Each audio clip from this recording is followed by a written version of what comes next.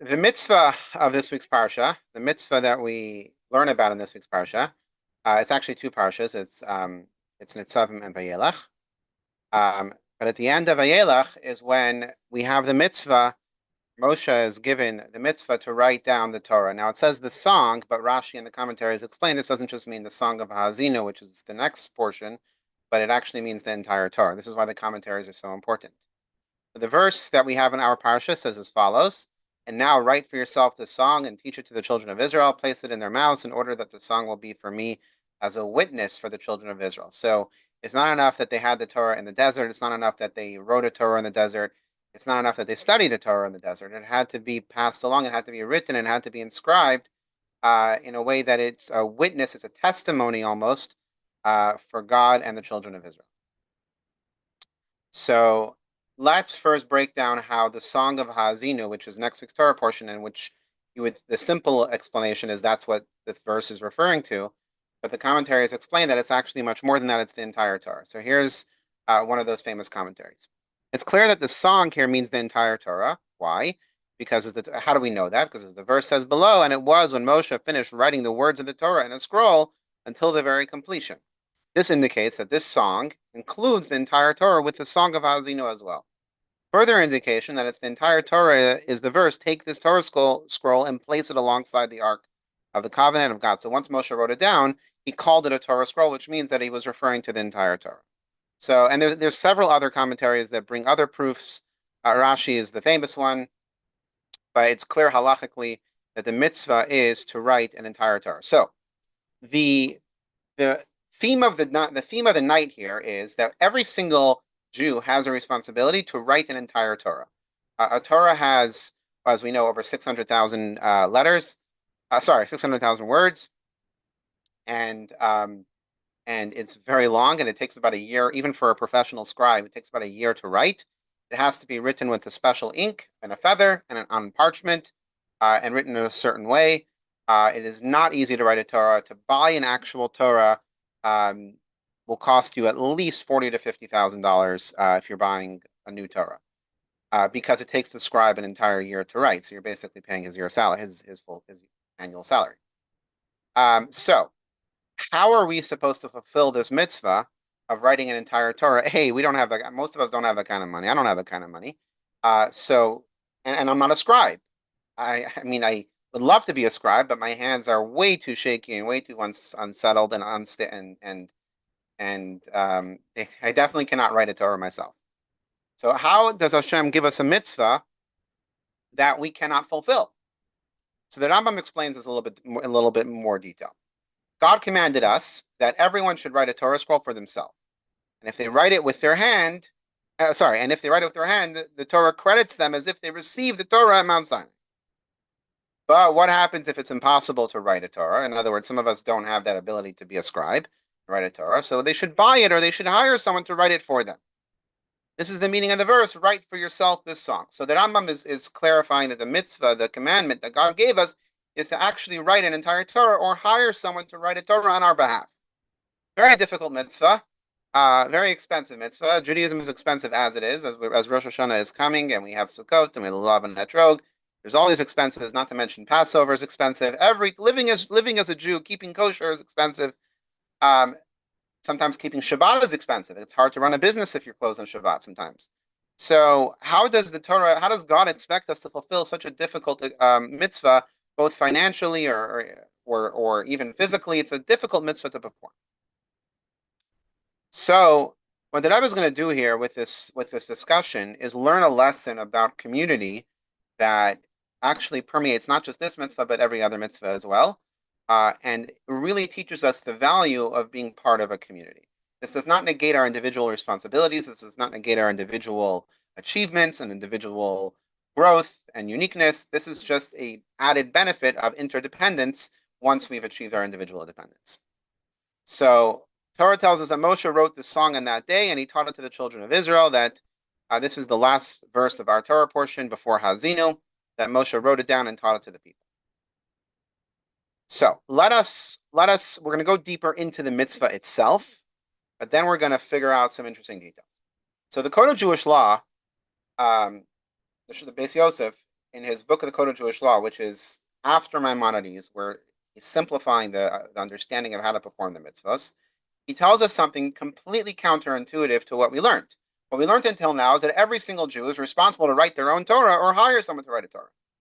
So what is the Beis Yosef? What does the Shulchan Aruch say over here? The Code of Jewish Law: the town's inhabitants can compel one another to build a synagogue and purchase a Torah scroll along with other scriptures, so that anyone from the community can come and read from it. So what he's hinting over here is that in many communities they would have one synagogue and they had one Torah scroll. They had to have a Torah scroll. That wasn't an option, but it wasn't an individual Torah scroll. It was a community Torah scroll. And let's get more into that. So he's making it clear, or he's hinting to it, but he's making it clear that it was a community effort to purchase the Torah scroll. We won't talk about the synagogue right now because that's not the subject of our conversation. But we're talking about the communal Torah scroll that somehow might fulfill this individualistic mitzvah that we have to write our own Torah scroll. So here is it. In many of the sages throughout the Jewish history, throughout the generations, had something called shilas etshuvas, which means people would ask halachic questions based on unique situations that is not clear in Jewish law, and these sages would write back with a answer using Jewish law to explain how they should practice and how they should answer. And many of these were recorded in a way to guide us for future questions, similar questions that might come up. So here's one of those examples, similar to the Shulchan Aruch, but here he's answering a specific question. I would suggest that when the community or any other group commissions a Torah scroll to be written on their behalf, that constitutes fulfilling the mitzvah of "and now write for yourselves." That when a community comes together to write a Torah scroll, then they are all fulfilling this mitzvah, write for yourself. Writing this scroll and then reading from it is a legitimate form of carrying out this mitzvah. This is a clear solution in my mind to justify the long-standing tradition by commissioning a Torah scroll for the community to fulfill this mitzvah. But here's the problem. And let's even go back to the text. Let's go back to text 1. Okay, real quick. What does the mitzvah say? Write for yourself. Kisfu lachem. It doesn't say kisfu for kihilaschem for your community. Kisfu lachem. Write for yourself the song, and teach it to the children of Israel. And the Maimonides makes it very clear that it's an individual mitzvah to write for yourself. So, for example, let's say there's a mitzvah to put on tefillin, right? Or there's a mitzvah to light Shabbos candles. So, could you say that because there's going to be one person in the synagogue that's going to light Shabbos candles, that covers it for everyone? No, every individual person has to light Shabbos candles. The same goes for tefillin. The same goes for all other mitzvahs. That when we have a commandment, we have that obligation to fulfill it individually. So how is this Reb Chaim Eliezer Wax giving an answer to say that by writing a community Torah scroll, it fulfills our individual responsibility? So the Rebbe, this is all a talk from the Rebbe quoting these sources. So the Rebbe is building this up for us. And he uses an example of Lulav and Etrog, which is also coming up. It's a holiday. The Sukkot holiday is coming up in a couple of weeks. And as we know, we purchase a lulav, the myrtle branch, and the esrog, together with the hadassim and the aravos, all 4 kinds. We hold them together. We make a blessing. In today's times, we all buy a set for ourselves because in today's times, most of us are able to afford it. I think it's about $30 or $40 for the set. So it's not a crazy. It's a doable mitzvah for everyone to have for themselves. So the mitzvah that tells you should take l'chachtem lachem, just like it says about the Torah. You should take for yourselves the 4 kinds. So this is a mitzvah that we all fulfill individually. However, what happens when a community, or in the times when a community doesn't have the funds the individuals don't have the funds to buy a lulav and a etrog? In the olden days, it was very common because it was much more expensive to source it. Transportation, shipping costs were much more expensive. And people were not necessarily people of means. So very often they would have to get one lulav and etrog, one set of the 4 kinds for the entire community. We have stories from hundreds of years ago if they couldn't find one, what they would do. But usually, if they would get the community would get one set of the 4 kinds, lulav, etrog, hadassim, and aravot, and all 4 kinds together, and the community would line up every morning, and they would all hold it together and make the blessing and move it around as we traditionally do. So the Rebbe proves from here, well, here's the source of it. Our custom is for every community to make the blessing over one esrog. This is going back some time. Um, as every community member agrees to gift their portion of ownership in the esrog to the individual on condition that it's returned. Even if they don't explicitly stipulate as such, we consider it as if they did. After all, the entire community would certainly be of one mind to grant conditional ownership to each member so they can make the blessing. So this was a response given to a community that, in this situation, that could not afford to all buy their lulav and etrog. So what would they do? They would purchase one for the community, and like I said, they would all line up. And each person, when they would take the lulav and etrog, when I say lulav and etrog, I mean all four kinds. They would take it and they would take ownership of it because it has to be theirs, and then make the blessing, and then they would give it back to the person or to the designated individual who would then gift it to the next person. But it was very important to say the words matana almanas lahachzer. This is a gift on condition that you return it, which is a halachically legitimate way of assuming ownership. At the same time, while assuming ownership, it's conditional that you're going to have to give it back once you finish making the blessing. In Chabad, there was a tradition that many people wanted to make the blessing on the Rebbe's lulav and esrog, and the Rebbe would give it to an individual named Meir Harlig, and people would line up to make the blessing, and the Rebbe would gift it to Meir Harlig, so it was his, and then Meir Harlig would gift it to each individual, so they would basically own it while they're making the blessing.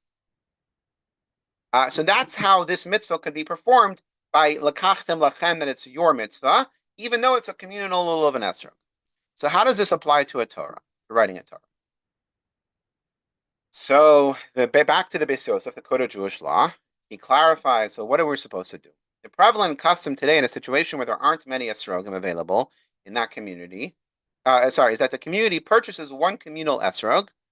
For some reason, the lulav and the hadassim and the haravot, the myrtle, the willow, and I gotta say the haravos in English. But those three kinds are not expensive. It's the esrog that's so expensive. I think because it has to be grown in a certain climate, such as Israel, Italy, Greece. So you had to get a special esrog, and it had to be watched. It had to be made sure that it was kosher. So it was more expensive. So here he says the logic is that in as much as the community wishes to fulfill their obligation with this esrog, it's as if they have clearly stipulated that each member conditionally grants their partial ownership to anyone who wishes to fulfill the mitzvah. So basically, the Code of Jewish Law is making it clear that it's possible to fulfill this commandment individually with a communal lulav and esrog. Now back to the Torah. So every time the Torah scroll is taken out and read, so there's something called individual ownership. In today's times, we have a tradition called an aliyah, that you could be called up to the Torah and you make a blessing. In the olden days, you would actually read the portion that you were called up to read. In today's times, you have a designated reader that reads, because we don't want to embarrass someone that doesn't know how to read from the Torah. But when that happens, you actually claim ownership of the Torah. One of the reasons why, I don't know if you notice this, but when people make the blessing on the Torah when they get an aliyah, so they lift it up when they're making the blessing. They say Hashem's name, they lift it up a little bit. I don't know if you notice it, but if you do, the reason why is because you're trying to claim ownership of the Torah. That's your moment to claim ownership of the Torah. Because it's a community Torah, but you have a mitzvah to write the Torah individually, so therefore you want to claim ownership in a way that you fulfill that mitzvah. So let us go back to the general concept of why we have to write a Torah. What is the purpose of writing a Torah in the first place? Why is this mitzvah even a mitzvah? Why does God want us all to have our own Torah? And then we're going to explain how we're all able to participate in this mitzvah in a way that gives us the power of being part of a community and gives us the identity and the legitimacy of being part of a community, regardless of our own individual status or perceived status or identity. So the Talmud tells us, so it's the Midrash, but it's quoted in the Talmud as well, that on that day that Hashem commanded him this commandment of writing the Torah, he actually wrote 13 Torah scrolls, one for each tribe, which was 12, even though Ephraim and Manasseh were separate, but basically they got one because they're the children of Yosef, and one was put away in the Holy Ark as a witness, because the written Torah was supposed to be a witness. So that 13. Now, Writing a Torah takes a year.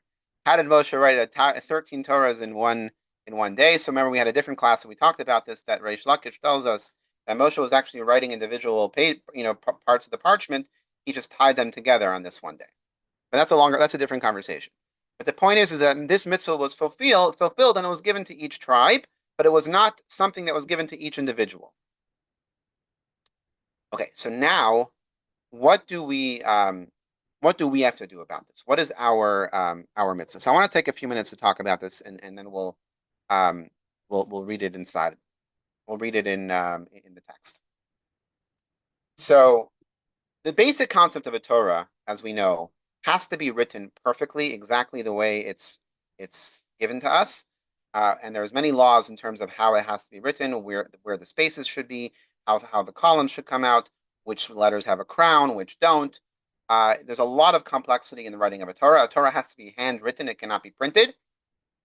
It has to be, like we said, with the feather and the quill and the parchment, and it has to be done in a certain way. There's actually a halachic debate if you're allowed to have a coating on the parchment that makes it easier to write.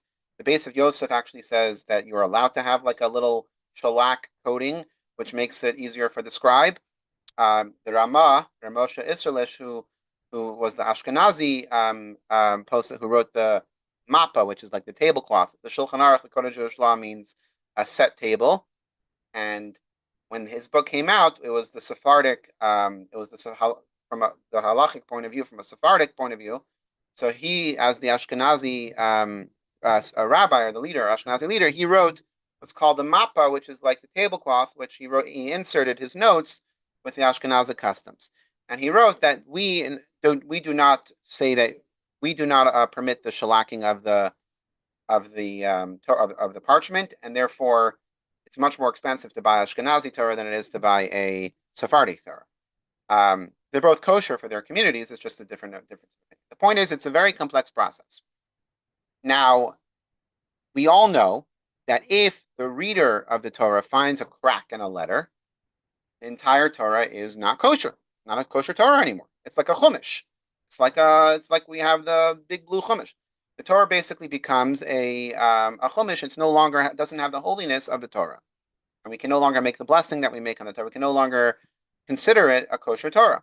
In fact, when we notice it, right away we tie the belt on the outside versus the inside as a sign that this Torah is it has a blemish, and we hire a scribe to fix it. Why is that detail so important?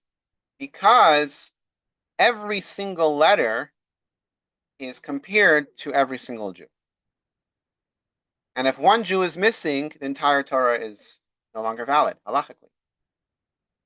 Which is why you cannot have a Torah that has a letter that's cracked. In other words, you cannot have a community that excludes some of its members.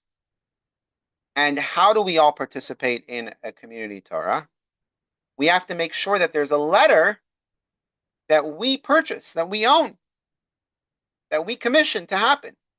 And because every single letter has to be complete in order for the Torah to be kosher, by owning one letter of the Torah, we own the entire Torah and we fulfill that mitzvah.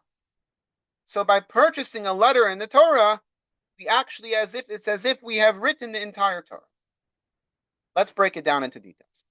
A plain reading of the verse virtually shouts that immediately after Hashem's command to transcribe this song and teach it to his children, Moshe immediately carried it out. Moshe wrote the song, i.e. the Torah, and taught it.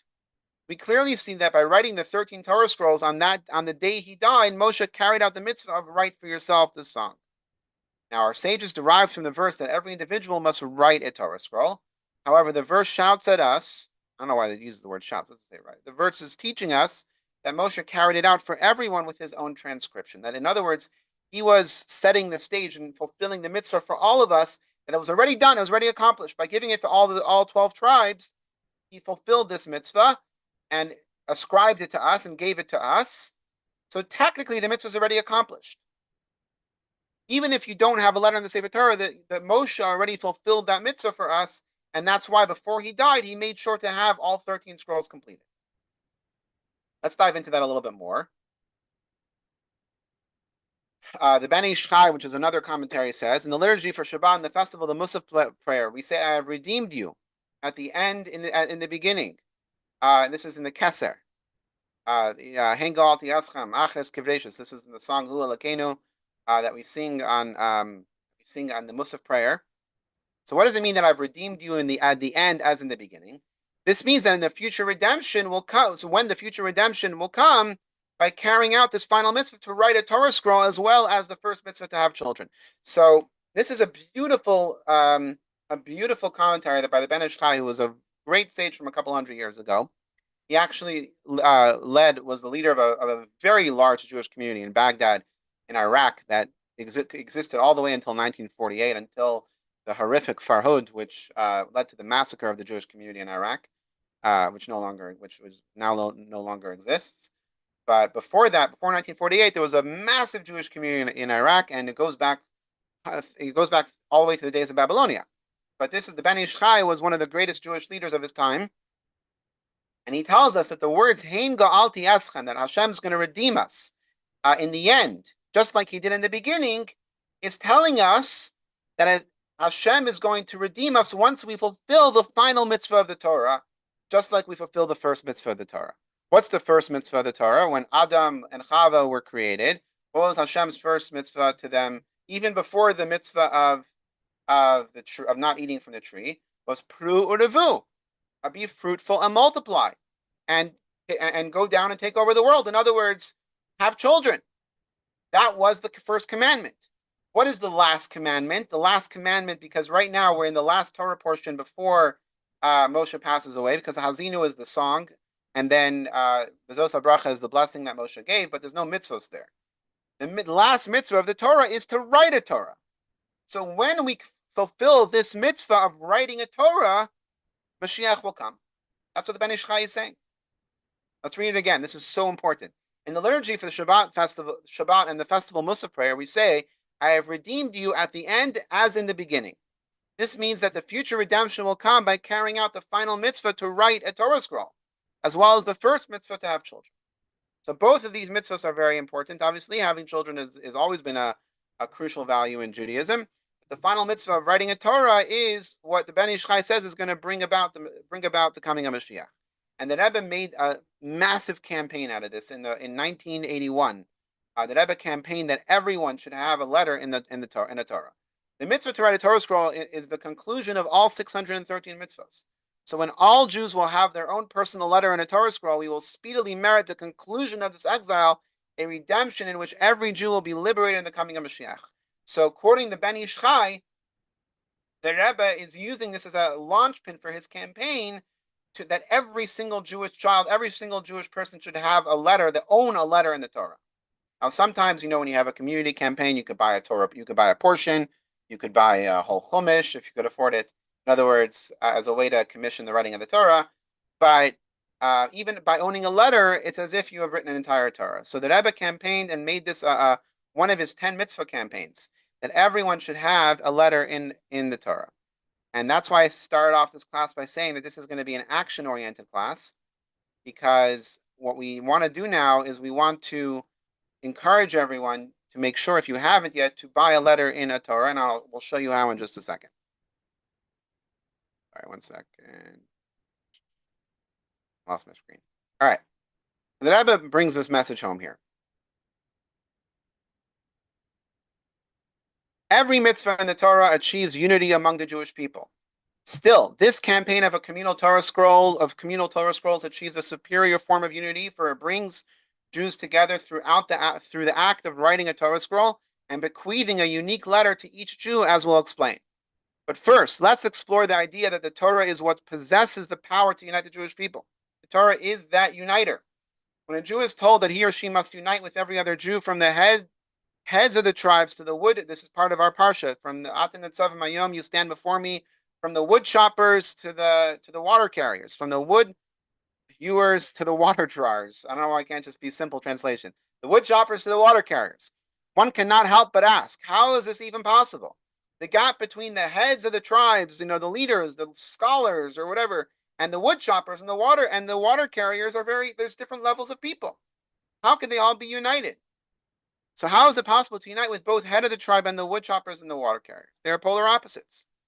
So the Rebbe answers, the answer is that only the infinite Torah, which is the wisdom of God, which is God bequeathing His wisdom into the Torah, which is infinite, has the power to unite all Jewish people from the heads of the tribes to the wood choppers and the water carriers. We're all connected because infinite doesn't lend itself to levels and greater and less. We're all part of that same the entity of God, which is one, despite the vast distance between them.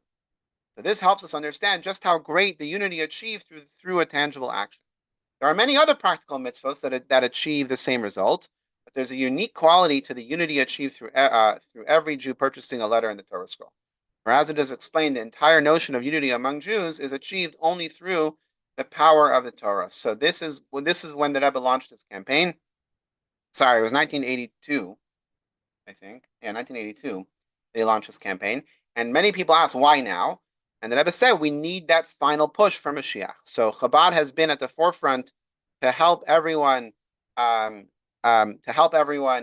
a letter. So here are two links that you can go to on the screen, and you can go to purchase a letter. It's $1 to buy a letter in the Torah, and it will tell you which letter, it will tell you which Torah it is, and which community has that Torah, so you'll know which letter is yours.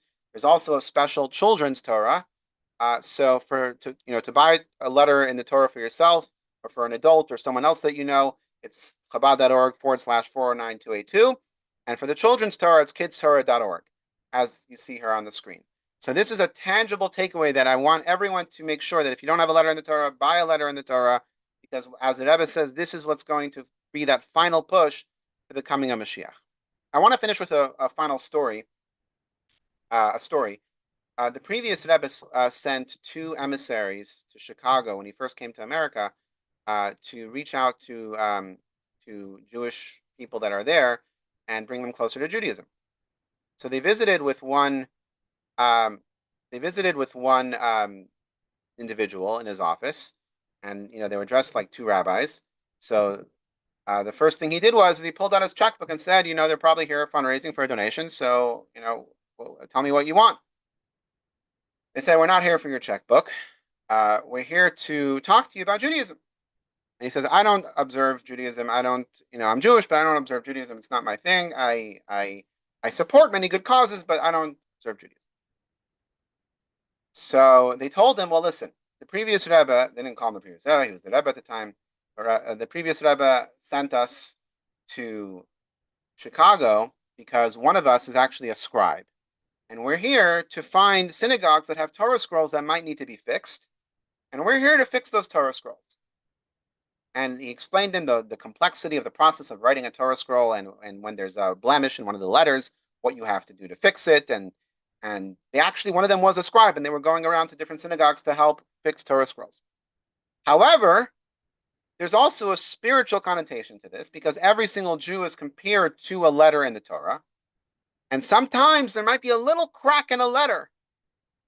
And because of that little crack, the entire Torah is no longer kosher. So the scribe has to fix the crack and make the Torah kosher. So we're here to find those Jews that might have a little bit of a crack, a little bit of a disconnect, and reunite them with their community. So now the community could be whole. This individual was very inspired by that, and make a long story short, he started coming closer to Judaism and started observing more of the mitzvos. But when these two rabbis came back to New York, and they wrote the report to the previous Rebbe, and they told this story of this analogy that they gave this man. The previous Rebbe had them call them in to his study, and the previous Rebbe had a very difficulty. He was tortured by the Soviet communists in prison. So at this point he was severely handicapped, and it was very hard for him to speak. But he made it a point to tell them that your analogy was wrong. To say that a Jew is cracked is a wrong analogy. If anything, a Jew is like the engraved letters of the tablets, of the two tablets. How we know the Ten Commandments were engraved by God in the tablets, and sometimes in a letter that's engraved, it could get a little dusty, and you have to blow away the dust to visually see the engraving much better. That's a better analogy. But to say a Jew is cracked, that's not the way to go. That's not true. That's factually incorrect. So this lesson was a foundational moment for these rabbis and also everyone who heard the story, that every single person already has that letter. They already have that engraved connection to God. But what we're doing now by buying a letter in the Torah is we are solidifying and revealing that connection through fulfilling this mitzvah of writing our own personal Torah scroll. So once again, I'm going to go back to those links. It's to buy a letter. It's as an adult or for someone you know. It's $1, and that's the link. And there's also a special kids Torah for children. When a baby is born, the first thing we want to do is make sure that they have a letter in the Torah, and it's literally as if they wrote the entire Torah. So let us hope that many more of us will do this mitzvah and inspire others to do this mitzvah. And as the Ben Ish Chai says, when we fulfill this mitzvah, Mashiach will come and redeem us and bring peace to the world, and peace to humanity, peace to all of creations, and godliness will be revealed, and there will be no more war, no more horror, and we'll only have goodness and kindness in this world. May it happen speedily. May it happen now. Thank you all so much for joining us. Of course, you can unmute yourself if you have any questions. Thank you, Rebbe.